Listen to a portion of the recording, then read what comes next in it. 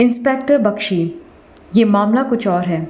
यादव, तुम एक काम करो, वो भी जल्द से जल्द। मुझे अभिनव के क्लास में जितने भी बच्चे हैं उन सब के माँ बाप की जन्म कुंडली चाहिए। मेरा मतलब है कि कौन क्या काम करता है उसकी पूरी रिपोर्ट चाहिए, वो भी 1 घंटे के अंदर। 1 घंटे के बाद यादव अंदर आता है और बोलता है, सर, मैंने पता लगाया कि जो ड्रग्स के पैकेट हमें अभिनव की गाड़ी के पास मिले थे ना, उसके एनवेलप में स्कॉर्पियो लिखा था। मैंने आसपास के ड्रग्स डीलर का पता लगाया तो पता चला कि स्कॉर्पियो नाम से धर्मेश नाम के एक आदमी को बुलाया जाता है, जो बहुत सालों से ड्रग्स के धंधे में इन्वॉल्व है। पेशे से है तो मैकेनिक, पर ड्रग्स के काम में काफ़ी टाइम से लिप्त है। अभिनव के क्लास में एक लड़का पढ़ता है जिसका नाम नितिन है, और ये जो धर्मेश है ना, यानी कि स्कॉर्पियो, ये नितिन का बाप है। ये जो गुत्थी है, ये इस लड़के के बाप से मिलने के बाद ही सॉल्व हो पाएगी। शैली के पापा शैली के घर आने से बहुत नाराज़ थे, पर जब उन्होंने अपनी बेटी के चेहरे को देखा तो वो खुद को रोक नहीं पाए। शैली के पापा, बेटा, मैंने जो तुम्हारे साथ किया शायद वो गलत था, पर उस वक्त मुझे जो ठीक लगा मैंने वो किया। अगर अभिनव आज ज़िंदा होता तो मैं सच में उसे मार देता, क्योंकि उसने तुम्हारी ज़िंदगी बर्बाद की है। पर आज वो हमारे बीच में नहीं है और मेरा इससे कोई लेना देना नहीं है। शैली, पापा, आई एम सॉरी। मैं जानती हूँ कि मैंने आप दोनों को बहुत तकलीफ़ दी है, पर मुझे इस वक्त आपकी मदद की बहुत ज़रूरत है। मैं अभिनव की बहन आरती से एक बार मिलना चाहती हूँ।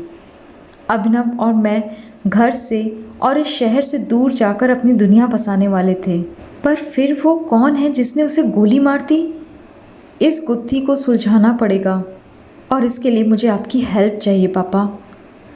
इंस्पेक्टर बख्शी अपनी टीम के साथ नितिन के घर पहुँचे। इंस्पेक्टर बख्शी, तलाशी लो इनके घर की। क्यों धर्मेश, क्या है यार, तुम तो सुधरने का नाम ही नहीं ले रहे हो। ये मैकेनिक गिरी की आड़ में कब तक ड्रग्स का चुपचाप धंधा करते रहोगे? इधर हवलदार यादव आवाज़ लगाता है, बख्शी सर, इधर आइए, देखिए ये रिवॉल्वर मेरी है। इंस्पेक्टर बख्शी, गिरफ्तार करो इस आदमी को। अब आगे की पूछताछ इससे पुलिस स्टेशन में होगी। पुलिस स्टेशन पहुंचते ही धर्मेश बताता है, अभिनव मेरे पास आया था, उसको पैसों की सख्त ज़रूरत थी, और इसलिए जब मैंने उससे बोला कि क्या वो मेरे ड्रग्स को दूसरी जगह पहुंचा सकता है तो उसने फ़ौरन हाँ कर दिया। जब उसने मेरा काम कर दिया तो मेरे मन में लालच आ गया। मैंने सोचा अगर मैं इसे बंधक बना लूँ तो इसके माँ बाप से मन चाहे पैसे मिल जाएंगे। मैंने उसको बेहोश कर दिया और उसे घर के बेसमेंट में बंधक बनाकर बैठा दिया। इधर मैं एक ज़रूरी काम के सिलसिले में चला गया और जब शाम को आकर देखा तो उसकी लाश मिली। किसी ने उसको गोली मार दी थी। मैं घबरा गया था सर, इसलिए मैंने उसकी लाश को फ्रीज़र में डाल दिया और मौका देखकर उसे लाल झील के पास फेंक दिया। मेरा यकीन कीजिए इंस्पेक्टर साहब, मैंने अभिनव को मारा नहीं था। इंस्पेक्टर बख्शी, तुमने ही अभिनव की गाड़ी को आग लगाई थी ना? धर्मेश, नहीं साहब, मुझे तो पता ही नहीं था कि अभिनव की कोई गाड़ी भी है जो जंगल में खड़ी है। मैंने सिर्फ उसकी किडनैपिंग की थी, पर मुझे फंसाया जा रहा है। इंस्पेक्टर बख्शी के पास तभी फ़ोन आता है जिससे पता चलता है कि धर्मेश के घर पर जो रिवॉल्वर मिली थी, अभिनव को गोली उसी रिवॉल्वर से लगी थी। इधर शैली अपने पापा के साथ अभिनव की बहन के घर जाते हैं।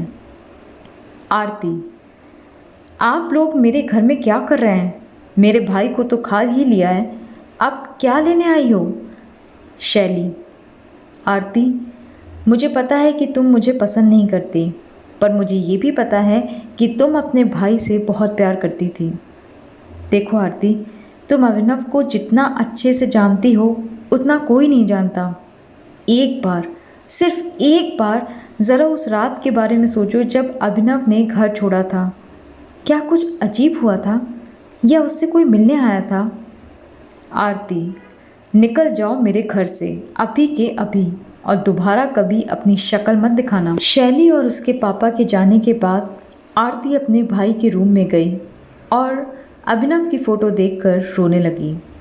आरती की माँ उसे रोता हुआ देख लेती हैं। वो अंदर आरती के पास आकर बैठ जाती हैं। आरती, माँ, औलाद चाहे जैसी भी निकले पर माँ बाप हमेशा बच्चे की गलती समझकर उन्हें माफ़ कर देते हैं। मैं आपसे पूछती हूँ, उस दिन भाई की पापा से किस बात पर लड़ाई हो रही थी? क्या कुछ ऐसा है जो मुझे पता होना चाहिए था पर अभी तक पता नहीं है? आरती की माँ, शट अप आरती, ये मत भूलो कि अभिनव के जाने का गम सिर्फ तुम्हें है, बल्कि मैं भी अपना बेटा खो चुकी हूँ। अपने अपने कर्मों का फल इसी जन्म में भोगना पड़ता है। मैंने कुछ तो बुरा किया होगा जो भगवान ने मुझसे मेरे बेटे को छीन लिया। आरती, माँ, मुझे मेरे सवाल का जवाब नहीं मिला। पापा से भाई की किस बात पर लड़ाई हुई थी? आरती की माँ, मुझे नहीं पता, और अगर पता भी होता तो मैं तुम्हें नहीं बताती। बाप बेटे के आपस की बात है, तुम क्यों बीच में पड़ रही हो? और जो बात हो चुकी वो बात हो चुकी। आरती, कहीं भाई के मर्डर में आपका हाथ तो नहीं? आरती की माँ एक थप्पड़ मारती है आरती को। आरती बोलती है, माँ, मैंने सुना है कि बच्चे जैसे भी निकले पर माता कभी कुमाता नहीं होती। आप इस बात को गलत साबित मत होने दीजिए। आरती की माँ ये सुनते ही पैरों के बल गिर पड़ती हैं और ज़ोर ज़ोर से रोने लगती हैं। आरती की माँ, तू जानना चाहती है कि तेरे भाई का झगड़ा क्यों हुआ था? चल मेरे साथ गोडाउन में।